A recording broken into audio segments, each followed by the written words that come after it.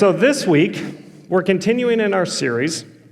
And in case you guys don't know, we're looking at 1 Corinthians 13 in that passage that talks about love that most of you have probably heard about, where it says, love is patient, love is kind. You guys already know what I'm talking about.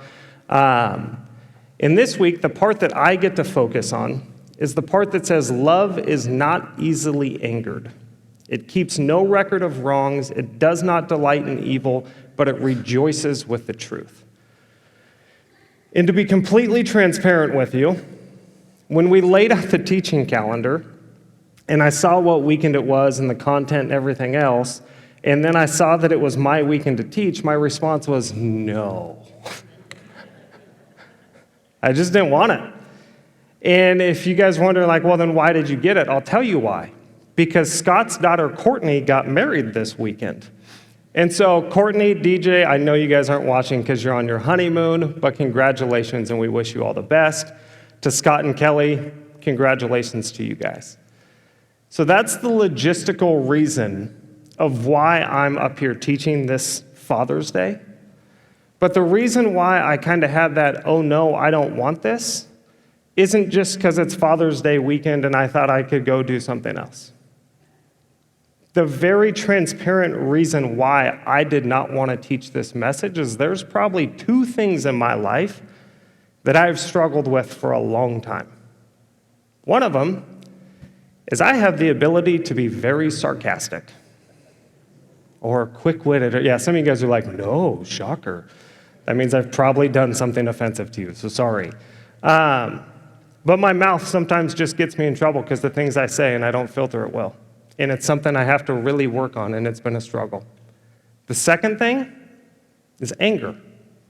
And it's embarrassing to say, and it's not something I like, and it's not something that I want to admit, but the truth is, my entire life, anger has been something where I've had to put a lot of effort in because it does not come easy for me to handle anger well. And I'm not kidding when I say this. When I was just a little kid, we're talking like young elementary school kid, I can remember back to elementary school, and on a Halloween party day, I remember I was dressed up like a football player, and I had a real helmet in my hand, and we all got in line to go do something. I don't remember what it was, and this kid cuts in front of me. I'm like, hey, you cut in front of me. And he turns around and he goes, what are you going to do about it? And I said, I'll show you what I'm going to do about it. Boom, helmet to the face. Little elementary school kid. What kind of crazy person was I? Father's Day, Dad, sorry you had to deal with it. And I remember anger came so quickly from me. I remember growing up, I had a very, we're just going to call it what it is, weird voice. And you guys are like, oh, that hasn't changed. But growing up, it was a very high-pitched voice. And I would walk into the room, and on a regular basis, my brother, who I have a great relationship with and I love, would go, M-I-C-K-E-Y-M-O-U, and I would fly off the handle. He's 6 years older than me. He's way bigger. I would just come at him trying to throw punches and attack him. Anger has just been something for me where it's just right there. I remember a few years ago on staff, we were doing these personality profile tests. And one of the things we did was the Enneagram. And I took this test and figured out which number or thing I was. And I remember watching this video about it. And it says, here's the pros of your thing, and here's the negatives. And one of the negatives is the emotion of anger is one of the most readily available emotions to you. It's just right there for you to grab. And I remember thinking, that's incredibly discouraging. That thing essentially just told me, hey, you're hardwired to be terrible at this. Congratulations. Now, thankfully, I can say that for most of you, that probably comes as a surprise and you wouldn't think it, but I can tell you this, it has been a ton of work for me to try to process that well, to try to handle that well. And something that comes to mind, there's a quote from G.K. Chesterton, and he's a theologian from the 1900s, and he says, the problem with Christianity is not that it has been tried and left wanting. It's that it's been found difficult and left untried. And I think that speaks to me in this area because the truth is, for you and for me, wherever you stand on how you handle anger, God's call for your life doesn't change. The expectation of Christ, the way that he's called you to love, the way that he's called you to treat others doesn't change whether you're hardwired for this to be hard for you or whether you're one of those incredibly patient people that just has a fuse that goes on forever, and God bless you. But whichever side you're on, the call does not change. We're still called to love the way that Christ has called us to love. And I don't get the option to sit there and go, oh, but wait, this one's really hard for me. And it's kind of like wired into me to be hard for me. So God, I get to do it different, right? And then God from the cross goes, no, sometimes you got to do hard things. And I look at this and I go, okay, so what is it that God is actually calling us to? When it says love is not easily angered, it doesn't keep a record of wrongs, what is it that that's actually calling us to? But before we get into that, I do have to clarify something, because I know some of you are sitting here going, but anger is not a sin. And Jesus gets angry. And to clarify that, to answer that question, what I would say to you is, you are right. Anger in and of itself is an emotional response, and it is not a sin. And I would also say, when you say that Jesus got angry, Jesus got super angry sometimes. Let's just call it like it is.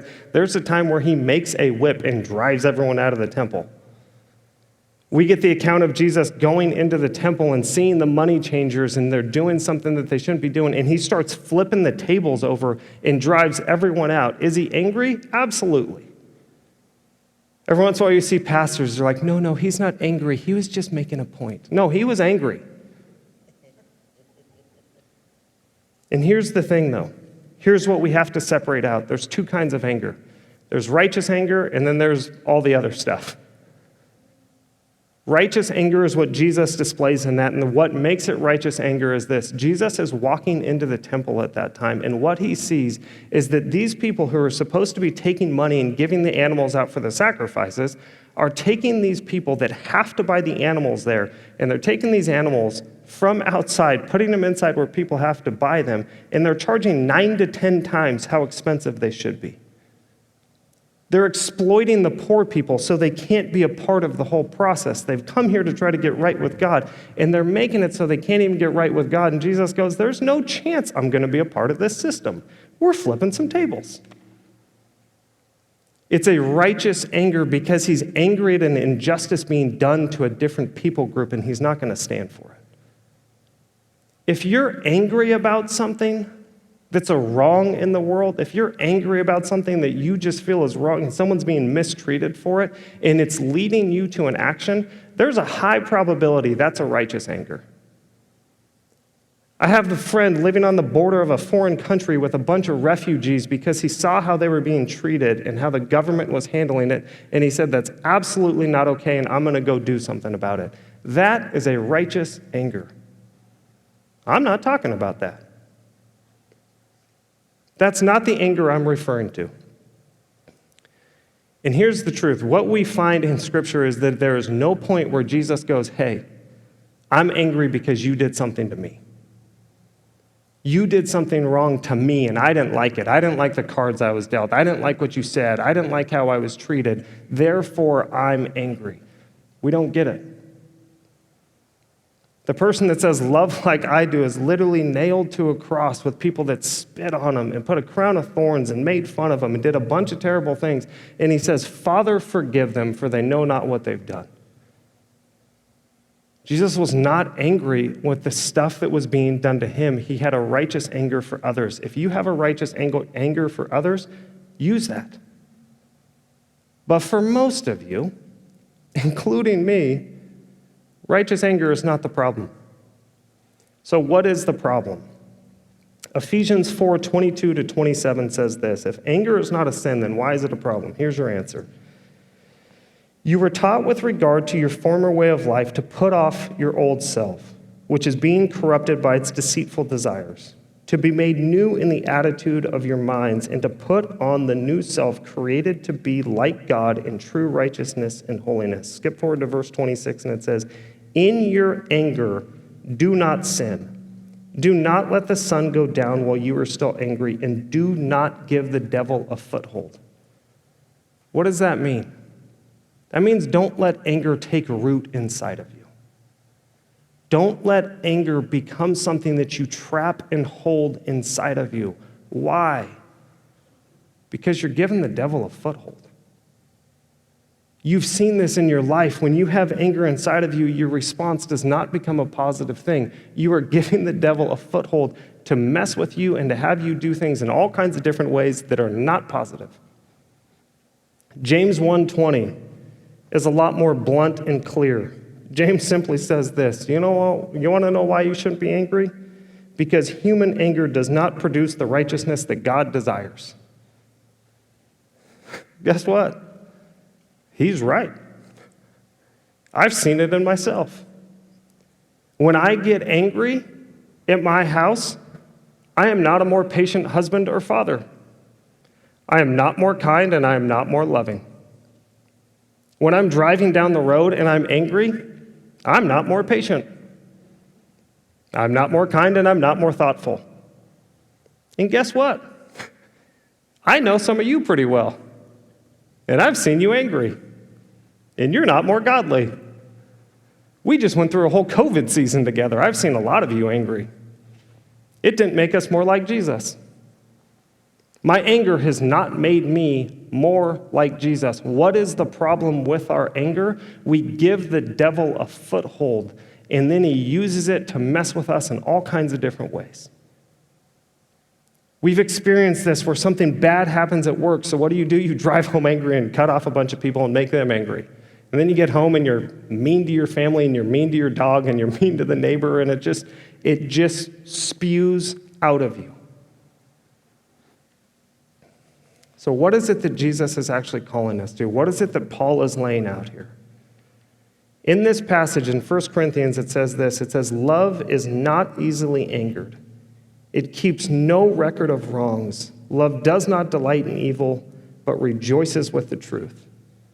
So we're going to break that down. What is not easily angered? That's what we just talked about. What does it mean to keep no record of wrongs?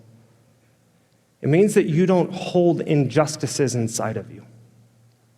You don't latch onto it and go, I'm never going to forget that. I'm forever going to remember this about that person or about this situation or about this place. I'm going to harbor it. I'm going to put it in a little lockbox, and I'm just going to keep it inside of me. Whatever the injustice, whatever the struggle, you just go, I'm just going to lock it in, and I'm not going to forget it, and I'm not going to let go of it. That's what it means to keep a record of wrongs. And I think all of these build on top of each other. What is the next one? It says it does not delight in evil. What does that mean? It means you don't want people to get what they deserve. But what happens when you lock anger inside of you? What happens when you lock negative things inside of you? You want people to get what they deserve. At least I do. Maybe you're all better than me. I don't know. But when you harbor anger and frustration and hurt against a person or a situation or something else, you want evil to take place after that. And we just title it as, we want them to get what they deserve. We want them to get what's coming to them. Because that's what we desire on our own. And then what is the last thing that it says about love that ties all of this together? It says love rejoices with the truth. What is the truth?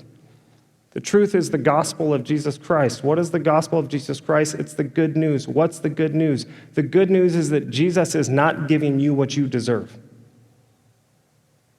If you're a Christ follower in the room, Jesus has taken a stance that he is not going to give you what you've earned.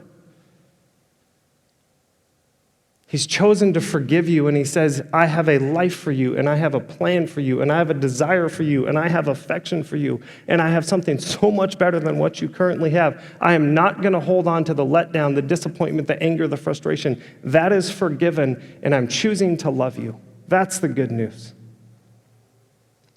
And if you're a Christ follower, that's what you're called to. That's what we're supposed to emulate. When Jesus says, go and do likewise, that's what he's saying. What does it mean for us to love others? What it means for us to love others is to do that for other people. To be like Christ. And as we've gone through this series, we've kind of been trying to just use one word to encapsulate what does that actually look like? What does it mean? And I think the word I would use today is this: love absorbs. If you're truly going to be loving, you're going to absorb the injustices. Instead of getting angry and flying off the handle, you're going to absorb the things that go wrong. Because all of us have a chance or have an opportunity every single time that happens. Anytime something goes wrong, we get the chance to reflect it and deflect it, which we are really good at. You've done something wrong to me, now I'm going to go do something wrong to you and other people. And we just keep spewing the toxicity all around. But if we're going to be loving, we're going to take it and we're going to absorb it. We're going to let it die with us. We're not going to send it back out to everyone around us. But the reality of the situation is this: it's not what we usually do. It's not how we usually handle things. And truthfully, it's really not even how our culture tells us to do anything. What does our culture say? Our culture says you're unique, you're made to be you, you have to express yourself, you have to tell people how you feel, you have to get that stuff out. You've got to just be you and let it out. And let me pause and ask this question: where's that gotten us? How are we doing right now? There's very wise people that look at our society and go, there's an honest fear that we are headed towards a civil war. Why? Because we have to be us and we have to express ourselves and we have to put it out there. As countercultural as this is, you know what I think God is calling us to? Don't express yourself. Don't just be you. You know why? You have evil desires. Proverbs 29:11 says, fools vent their anger, but the wise quietly hold it back. What is God calling us to? To be godly. What does it mean to be godly? To deny yourself, take up your cross, and to follow him. That's what it means to follow him. That's what it means to handle your anger well. But the truth of the situation is this: I can't say for sure for you, but I can say for sure for myself. When situations come that make me angry or make me frustrated, I am never going to be holy enough or righteous enough to do it God's way on my own. I'm just not. To be really open with you guys, these past 2 weeks of my life have just been garbage. Like, things have not gone well. At work, when I do things, it's like everything else comes up and I get pulled in a different direction. There's constant things that need to go. I've been trying to work on this message for 2 weeks, and every time I sit down and try to do it, I feel like 100 different things come up, or other problems come up, other issues come up, and it just has not been good. For example, on Wednesday, we took high school kids out, and they needed me to drive a boat, so I drove the boat, and it's someone else's boat that we borrowed, and we had a great day, and I was like, oh my gosh, something finally went right. And then I opened the engine compartment, and the alternator had just fallen off the motor. How does it even happen? Never even heard of that. I've heard of it getting loose, not just falling off. But that's just the type of week that it's been, and to make matters much worse, at home, it has not been a good 2 weeks for us. I've had sick little kids, and sick little kids are heartbreaking, and they're also incredibly frustrating. And now my wife is also sick. And we've gone through this phase where we were probably up like 5 to 7 times a night with the kids, and they're miserable, and it makes us feel miserable, and we feel terrible for them, but then they wake up, and they're so cranky, and they're so not in a good mood. And it turns out that means Katie and I are not in a good mood either. And my wife and I have been butting heads over so many things, and I so deeply dislike times where my wife and I are not on the same page. And it's just been a hard week. And to just give you more clarity of what it's been like over these past 2 weeks, on one of the nights when they were all sick, it was like, you know what? We're not going to bother with dinner. Let's just go to In-N-Out. We're going to go through the drive-thru and just get some food. We are on the main road going to In-N-Out, about to turn left, and all of a sudden someone just cuts us off like a crazy person, like literally almost takes the car out. And it's like, that's fitting for this week. And then as we're sitting there at the light, the light turns green, the person peels out, flies around the corner, rips through the drive-thru, and you know where they go? Right to the In-N-Out drive-thru line. And my wife is like, don't follow him, don't follow him, don't follow him. I'm like, we're just going to get food. I don't care. We get to the In-N-Out drive-thru line, and I am now bumper to bumper with this person. You know what they do to me? Little punk person. They look in the side view mirror with their sunglasses. They pull their sunglasses down at me, and they go, what? And I was like, they know I'm speaking about anger. And honestly, my response at that time was like, God, thank you so much for finally delivering the person that I get to take all this frustration out on. Like, it's time. You've ordained this moment. I get to get out, and it's go time. But that wasn't it. And that's not what God called me to. Shocking, right? And I'm sitting there in the line, and I'm sitting there going, okay, like the kids are in the car. I'm a Christian, I'm a Christian, I'm a Christian. I'm trying to be a Christian.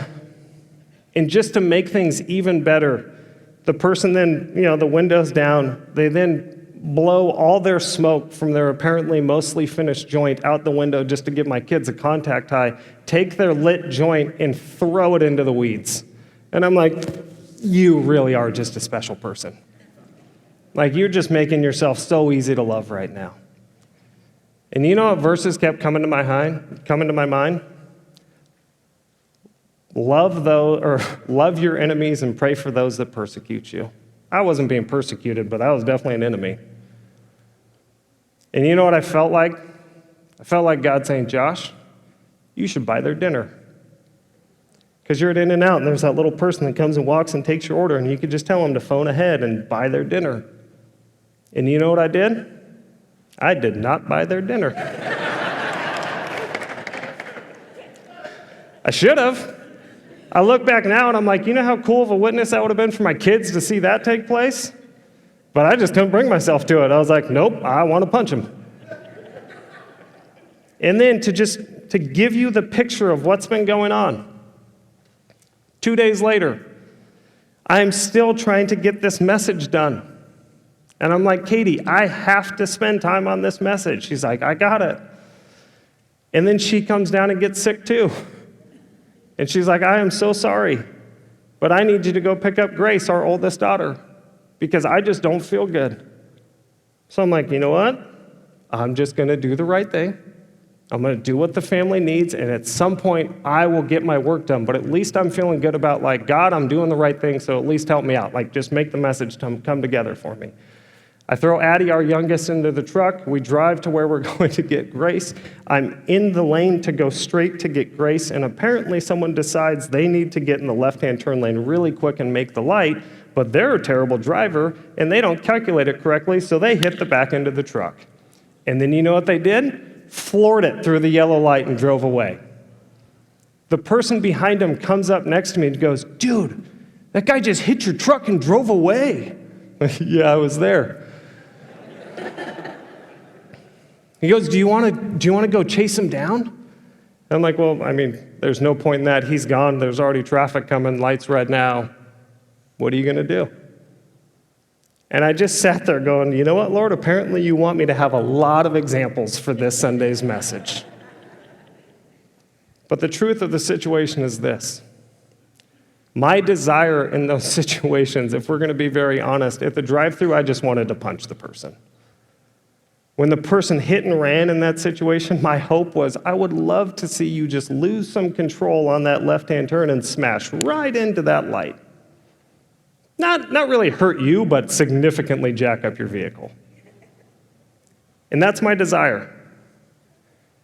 And my human desire in anger does not lead to righteousness. And that's just the truth of the situation. And so what I've learned and what I think we have to understand is our desire is never going to lead to the response that God has called us to. So our option, if we're going to handle anger correctly, is to go, God, I cannot do this on my own. I can't tell you how many times I've walked into the garage this week and verbally said, God, I can't. I literally cannot do this right now. You have to give me the strength. And I've had to sit and pray about it, and I've had to process it, and I've had to journal it. And the way I've journaled it that I'd recommend to you guys is to go, God, here's what happened. Here is my desire. Here's what I want. But Lord, I don't want to do what I want to do. I want to do what you've called me to do. So what I need from you is to show me what I'm supposed to do, and then take your Spirit, put it inside, or let me realize your Spirit is inside of me with the power that I need to do what you've called me to do, because I will never be able to on my own. I'll never be righteous enough and holy enough to handle it well on my own. I have to defer and go, God, I've got to relinquish control, and I've got to do it your way, because that's the only way I'm ever going to handle it correctly. And for some of you in this room right now, I know that God is shining a spotlight on a specific point in your life, and he's saying, child, you've got to do it my way. You're holding it inside of you. It's causing you to have a desire to do evil, and you are not rejoicing in the truth of what I have for these people. You've got to relinquish control. You have to admit you cannot do it on your own, and you've got to submit to my way. In 2 Corinthians 1, Paul gives us an amazing example of what I'm talking about. And my hope and my prayer for all of you is what Paul says in 2 Corinthians here, and this is what it says. It says, we do not want to be uninformed, brothers and sisters, about the troubles we experienced in the province of Asia. We were under great pressure, far beyond our ability to endure, so that we despaired of life itself. Indeed, we felt we had received the sentence of death. But this happened that we might not rely on ourselves, but on God, who raises from the dead. He has delivered us from such evil, a deadly peril, and he will deliver us again. On him we have set our hope that he will continue to deliver us.